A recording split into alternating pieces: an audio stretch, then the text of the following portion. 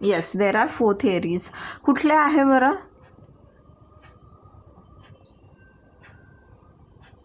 Deterrent, रिट्रिब्युटिव्ह, रिफॉर्मेटिव्ह. Okay. आणि आणखीन एक?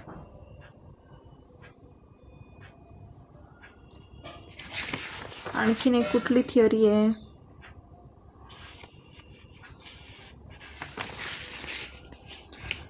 रिहॅबिलिटेशन. रिहॅबिलिटेशन ते तर रिफॉर्ममध्ये आलं ना गोविंद, रिफॉर्मेटिव्हमध्ये. ठीक आहे, चला बघूयात आपण एक एक. Okay, so we had already started with deterrent theory. आपण डेटरंट थिअरी बघितली होती, त्याचं क्रिटिसिझम आपलं बाकी आहे. So who's gonna tell me deterrent theory it speaks about what? त्यांची एक what is their opinion regarding punishment? Ma'am भीती घालती ती थिअरी, डिटर करती. Okay, it deters the offender or it deters any person of the society from committing crime. Okay, आणखीन पुढे what kind of punishments this theory it advocates? Cruel punishments. Yes, They advocates cruel punishments like stoning. yes, And, very strict kind of punishments. Okay, very severe punishments. Yes, like capital punishment and all. Okay, yes. आणखीन what else would you explain, what else would you tell me about this theory?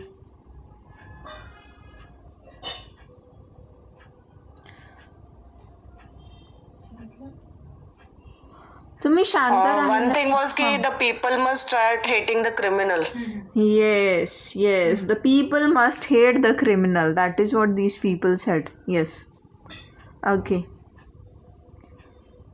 अच्छा, ह्या As well theory. as it causes fear in remaining people who intend to commit crime. Yes, very good. Okay. So now let us understand the criticism which has been made upon this theory. काय criticism आहे आता ते बघू आपण. काय आता डिटरंट theory जी आहे it explains the general tendency of the people. ही लोकांची जनरल टेंडन्सी जी आहे ती एक्सप्लेन करते असं म्हटलं आहे.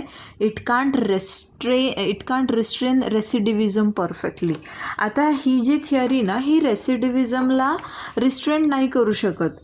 रेसिडिव्हिजम म्हणजे काय असतं की एखाद्या गुन्हेगाराची पुन्हा एकदा गुन्हा करण्याची जी टेंडन्सी असते, पुन्हा एकदा गुन्ह्याकडे प्रवृत्त होण्याची जी टेंडन्सी आहे, मतलब it is the tendency of an offender to recommit certain offences, त्याला आपण रेसिडिव्हिजम म्हणतो. सो इथे काय म्हटलं आहे की ही थिअरी जी आहे ही रेसिडिव्हिजमला रिस्ट्रेन नाही करू शकत, म्हणजे याच्यावर आळा नाही घालू शकत perfectly. Several crime occur suddenly on psychological frictions. काय म्हणताय की बरेचसे क्राईम असे आहेत की ते अचानकपणे घडतात, म्हणजे there is no preparation, there is no pre planning, पूर्व अशी तयारी काही नसते त्याच्यामध्ये. अचानक ड्यू टू म्हणजे काय की त्या ठिकाणी समोरचा व्यक्ती आपल्या रागाला जो आहे कंट्रोल नाही करू शकला, किंवा त्याच्या ज्या इल फिलिंग्स आहेत त्याच्यावर नाही आळा घालू शकला. आता for example let's take an example की आता ही वाईफ आहे आणि हा हजबंड आहे. ठीक आहे, वाईफ जी आहे ती कुठे माहेरी गेलेली आहे सपोज, आणि जेव्हा ती परत येते घरी बघते की हजबंड आणि हजबंडसोबत आणखीन दुसरीच कोणीतरी अनदर वुमन आपण म्हणू, एक दुसरी महिला जी आहे they are engaged in to some physical activity. आता असा सीन बघून ही जी वाईफ आहे तर ही तिचा अँगर कंट्रोल करू शकेल का? Not at all. Not at all. मग ती रागाच्या भरात काय करेल? एकदम सामान्य माणूस म्हणून सांगा. Forget about this theory, forget about your a law student, forget about everything. Just imagine something like this has happened. Imagine yourself in such kind of situation and then tell me, won't you try to hit that person or whatever. काय काय त्या ठिकाणी obvious reactions आहेत, काय असू शकतात?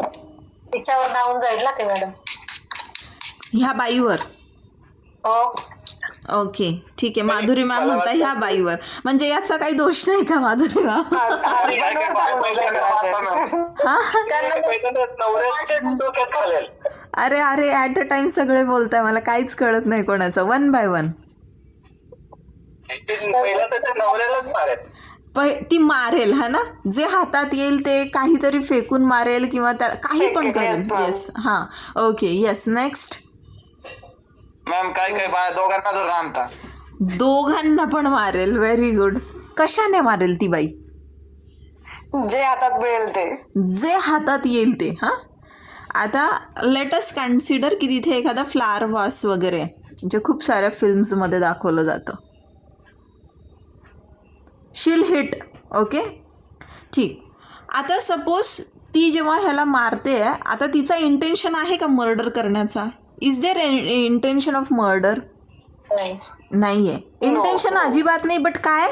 Fit of अँगर है ना. तिथे राग आहे, भयंकर राग आहे, भयंकर चीड आली आहे तिला हे सगळं बघून. बिकॉज हे इतकं अचानकपणे घडलं आहे. She was not mentally prepared for something to be seen. आणि मग ती येऊन मे बी ती फक्त साधा धक्का मारते आणि होतं असं की हा एखाद्या मे बी एखादा तिथे आपण काय म्हणतो, एक भिंतीला काही असं कडप्पा असतो लावलेला किंवा काही पण sharp object. Let us consider कुठल्या पण शार्प ऑब्जेक्टवर जाऊन तो माणूस आदळतो किंवा ती बाई जाऊन आपटतेही आणि त्याच्यामध्ये जबर त्या ठिकाणी इजा होते आणि त्या व्यक्तीचा मृत्यू होतो. सो इज दिस थिअरी जे आपण सिव्हिअर पनिशमेंट, इथे ही जी डेटरंट थिअरी अशा केसेसमध्ये काम करते का? त्यावेळेला ती बाई हे विचार करेल का अरे अरे अरे नाही, मी जर यांना मारलं, ह्याला जर चुकून जास्त लागलं, ह्याचा जर मृत्यू झाला तर मग मला अशी अशी पनिशमेंट होणार. Will she think in that way? Not at all है ना. सो ही थिअरी जी आहे अशा इन्सिडेंट्समध्ये आपल्याला काही एक कामाची, म्हणजे it falls short over there. It is unable to explain की जेव्हा अशा पद्धतीचे क्राईम होतात तर तेव्हा कसं त्यांना कंट्रोल करायचं. ठीक. नाव दे कुठे गेलं? हां दे एक्सप्लोड सडनली म्हटलं इथे. हे एक्सप्लोर आहे बरं का नोट्समध्ये. खूप साऱ्या स्पेलिंग मिस्टेक्स मी मागं पण सांगितलं त्या असतील जरा टायपिंग मिस्टेक्स. तर हे एक्सप्लोड करा. एक्सप्लोर आहे ना हे. एक्सप्लोड म्हणजे काय? स्फोट होणे अचानक भावनांचा. ठीक. नाव what further it has been said की there are several incidents which have occurred in our India, जसं की killing the bus conductor for non-returning change. आपल्या भारतामध्ये अशा अनेक घटना घडल्या आहेत. छोट्या मोठ्या कारणावरनं लिटरली मर्डरपर्यंत प्रकरण गेलेलं आहे. ठीक आहे की जसं बस कंडक्टरने सुट्टे पैसे वापस नाही दिले म्हणून. त्यानंतर beating the paan shop keeper for not giving credit, उधारीमध्ये त्या ठिकाणी नाही दिलं तुम्हाला काही म्हणून. Murdering a person just for 10 rupees. And I have witnessed such an incident की जिथे फक्त 5 रुपयावरून पान टपरीवाल्याचं आणि एकाचं भांडण झालं आणि मर्डर झाला होता. Okay. I remember my childhood days wear I had witness this kind of incident. तो यस आपल्याकडे जे फिट ऑफ अँगर आहे, जे म्हणजे जे इमोशन्सवर कंट्रोल राहत नाही आणि छोट्याशा एखाद्या वादामधून, छोटंसं ॲक्च्युली गोष्ट असते एकदम आणि किरकोळ गोष्टीतनं एकदम मोठा वाद होतो आणि त्या ठिकाणी काहीतरी भयंकर असं घडून जातो. So the deterrent system it does not create any fear in the minds of such people.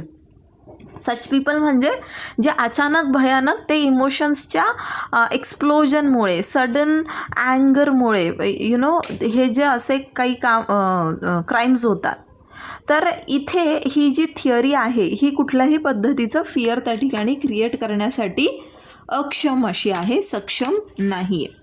At that time the wrongdoer does not remember the punishment which he or she would receive. Okay. त्यावेळेला तो जो कोणी person आहे, जो कोणी offender आहे, तो offence करत असतो, तो त्यावेळेला विचार नाही करत की कुठली पनिशमेंट त्याच्यावर इम्पोज होणार आणि काय त्याचे कॉन्सिक्वेन्सेस वगैरे असणार. त्यावेळेला फक्त काय असतं डोक्यात? बदला, रिव्हेंज. ठीक आहे. समजली डेटरंट theory? Yes, ma'am. Okay. Now let's understand